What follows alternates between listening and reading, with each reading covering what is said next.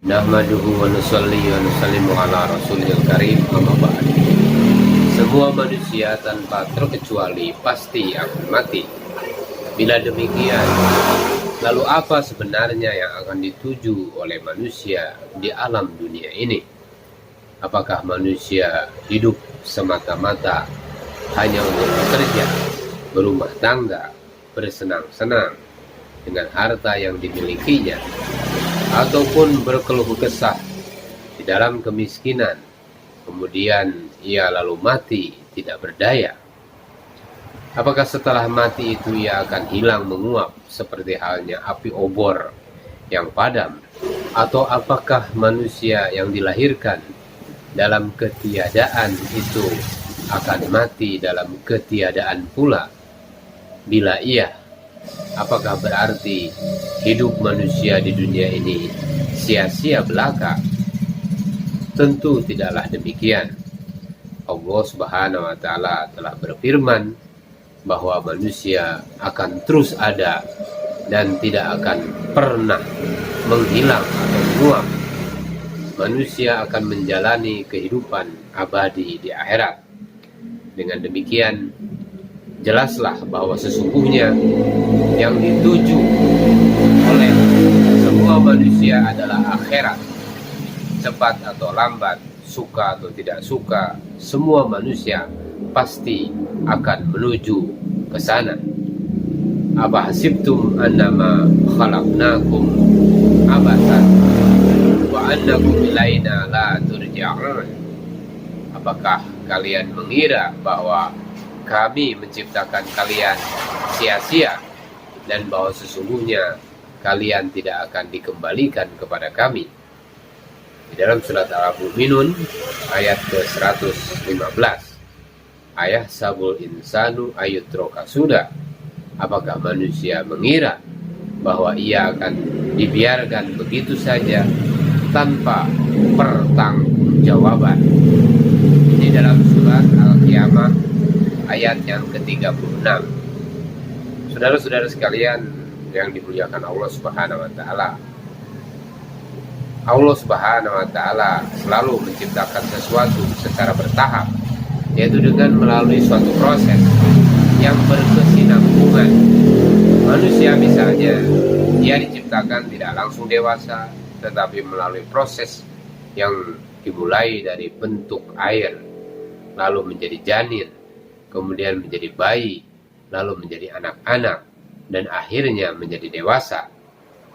Demikian juga dengan tanaman, dimulai dari biji, kemudian timbul tunas, batang, daun, dan seterusnya, sampai akhirnya berbunga atau berbuah. Saudara-saudara sekalian, yang perlu kita sadari dari fenomena ini adalah baik atau buruknya kualitas manusia ataupun tumbuhan setelah dewasa nanti sangat ditentukan oleh proses pemeliharaan atau bekal yang diterimanya dari sejak dini. Kualitas manusia di dunia ditentukan sejak mulai berada di dalam perut ibunya.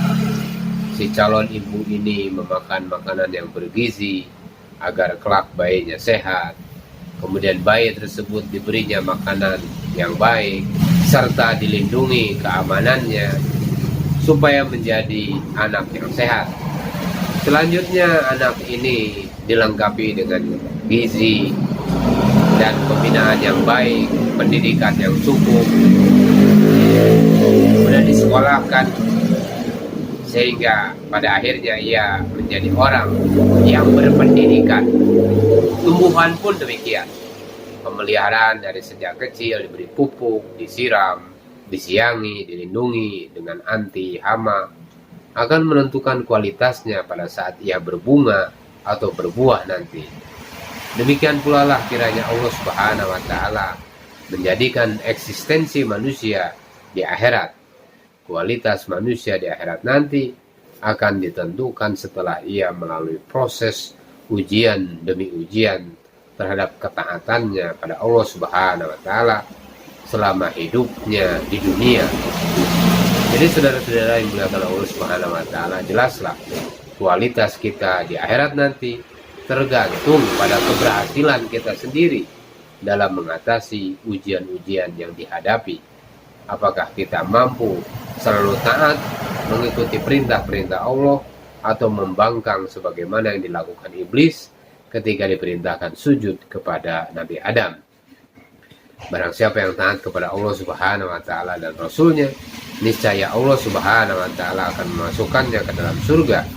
Dan barang siapa yang mendurhakai Allah Subhanahu wa taala dan Rasulnya dan melanggar ketentuan-ketentuannya, niscaya Allah Subhanahu wa taala akan memasukkannya ke dalam api neraka, sedangkan dia kekal di dalamnya, dan baginya siksa yang menghinakan.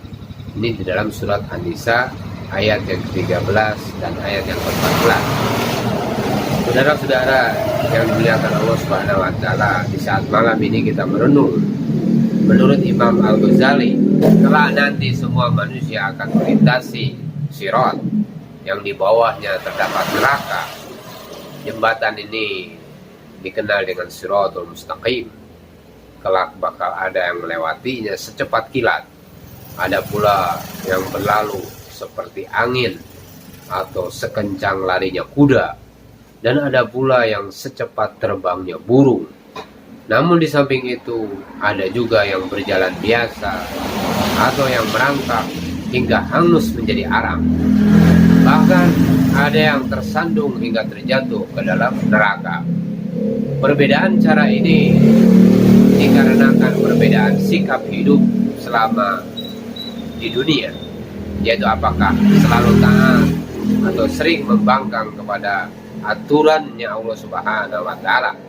Siratul Mustaqim bukanlah jembatan seperti di dunia yang dapat ditempuh dengan kekuatan fisik atau kaki, tetapi jembatan ini hanya dapat diseberangi dengan kekuatan hati dan kekuatan amal.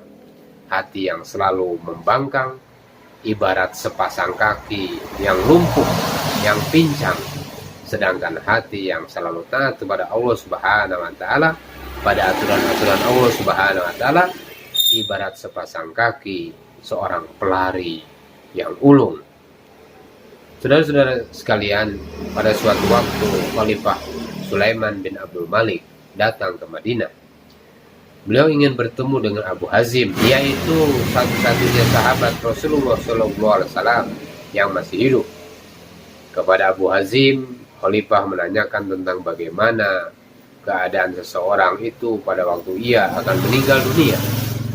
Maka Abu Hazim pun berkata, keadaan orang yang akan meninggal dunia itu ada dua macam. Pertama, seperti perantau yang dipanggil pulang ke kampung halamannya untuk menyaksikan hasil kirimannya yang sudah dibuatkan rumah yang bagus dengan taman yang indah. Foto mengenai semuanya itu telah dikirimkan kepadanya sebelum dia berangkat. Kita dapat bayangkan bagaimana gembiranya dia, bagaimana sukacitanya dia, perasaan sang perantau. Tentu ia ingin segera mempercepat kepulangannya itu. Apalagi dikabarkan pula kepadanya bahwa kedatangannya nanti akan disambut oleh masyarakat dengan riang gembira sebagai perantau yang berhasil. Adapun keadaan yang kedua, saudara-saudara sekalian yang dimuliakan Allah Subhanahu wa taala, adalah seperti penjahat yang lari dari penjara. Kemudian dia tertangkap kembali. Ia akan diseret, disiksa, dan dilemparkan dengan kejam ke tempatnya semula. Dapat dibayangkan betapa takut dan ngerinya perasaan orang itu. Saudara-saudara sekalian, mendengar penjelasan Abu Hazim itu, maka kontan Khalifah menangis terseduh-seduh sambil berdoa dengan syahdu, ya Allah, janganlah Engkau jadikan aku di waktu kembali kepadamu ya Allah seperti layaknya seorang penjahat yang melarikan diri kemudian tertangkap kembali. Saudara-saudara sekalian, kelompok pertama menggambarkan orang-orang yang meyakini bahwa suatu waktu mereka akan kembali kepada Allah Subhanahu wa Ta'ala. Mereka berusaha sekuat tenaga menyiapkan bekal yang banyak untuk perjalanan yang amat jauh di alam akhirat. Bekal itu adalah amal soleh dalam hubungan jalur hablum minallah dan jalur hablum minan nas. Kemudian yang kelompok yang kedua mewakili orang-orang yang lalai dalam menyiapkan perbekalan. Umur dihabiskan untuk memenuhi kepuasan hawa nafsu belaka. Mereka gigih mencari fasilitas demi memuaskan kebutuhan nafsu, seperti poya-poya dan mengumbar nafsu syahwat, memiliki rumah-rumah yang mewah, istana-istana dan mobil-mobil yang mewah, yang kesemuanya itu hanya untuk prestise saja.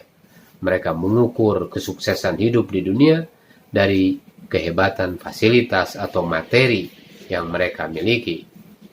Kehidupan dunia dijadikan indah dalam pandangan orang-orang kafir, dan mereka memandang hina orang-orang yang beriman. Padahal orang-orang yang bertakwa itu lebih mulia daripada mereka di hari kiamat. Dan Allah Subhanahu wa Ta'ala akan memberikan rezeki kepada orang-orang yang dikehendakinya tanpa batas. Ini dinyatakan dalam surat Al-Baqarah ayat ke-212. Allah Subhanahu wa Ta'ala berfirman, dan kepada orang-orang yang kafir pun aku beri kesenangan sementara, kemudian aku paksa ia menjalani siksa neraka, dan itulah seburuk-buruk tempat kembali. Ini dalam surat Al-Baqarah ayat ke-126. Dan orang-orang yang kafir, amal-amal mereka adalah laksana fata morgana di tanah yang datar. Sering kita dengar dalam surat An-Nur ayat ke-39. Dengan demikian, saudara-saudara yang dimuliakan Allah Subhanahu wa Ta'ala, jelaslah baik-baik bekal adalah takwa, sedangkan seburuk-buruknya kejadian adalah kebutaan hati. Semoga tadzkirah ini bermanfaat bagi kita semua, sehingga menjadi bekal dan introspeksi kepada kita. Semoga Allah Subhanahu wa Ta'ala berikan kepada kita keselamatan di dunia dan di akhirat. Kita tutup bersama dengan doa kifarat majelis. Subhanallah bihamdihi, subhanaka Allahumma wa bihamdika, asyhadu an la ilaha illa anta, astaghfiruka wa atubu ilaik.